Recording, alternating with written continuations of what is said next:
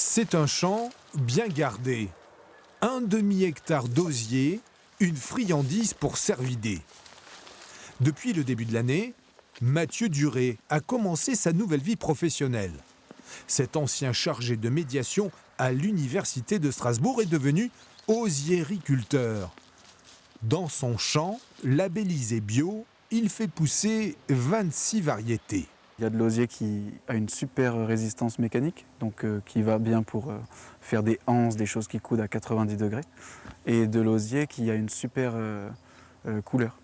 Celui qui est derrière, par exemple, il a une couleur violette bleutée et il reste comme ça après avoir séché. Mais pas de super propriété mécanique, on ne peut pas tout avoir.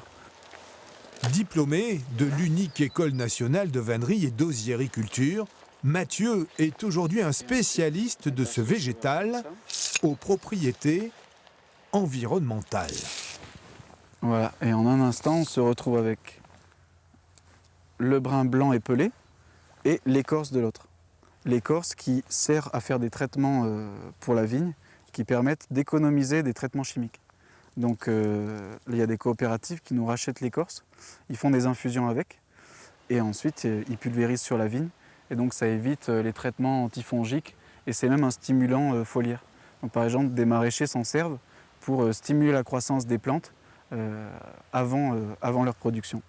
Et donc cet osier-là, une fois qu'il est blanc, on va le tremper dans l'eau pour dissoudre bien sa sève et le faire sécher à plat au soleil. Et c'est ça qui va lui donner une couleur bien blanche, comme cet osier qui est là. Du champ à l'atelier, Mathieu endosse sa casquette de vannier. C'est ici qu'il transforme sa matière première. C'est assez gratifiant la vannerie parce qu'en une journée, on peut arriver à quelque chose. Et je compare ça ou je compare pas ça justement au tricot, où il va nous falloir des heures et plusieurs jours pour faire un pull. Là, le contenant, il est monté dans la journée. Ça, c'est assez gratifiant. À la fin de la journée, on voit ce qu'on a fait.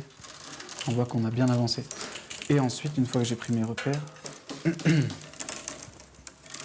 je vérifie que je suis à la dimension voulue. Voilà, c'est bon. Des ruches d'art aux égrappoirs pour des vignobles italiens, en passant par la décoration intérieure, l'osier de Mathieu Duré prend différentes formes atypiques et éclectiques. Dans l'oseraie du solstice, 28 000 plants enrichissent un savoir-faire passé qui tend vers l'avenir.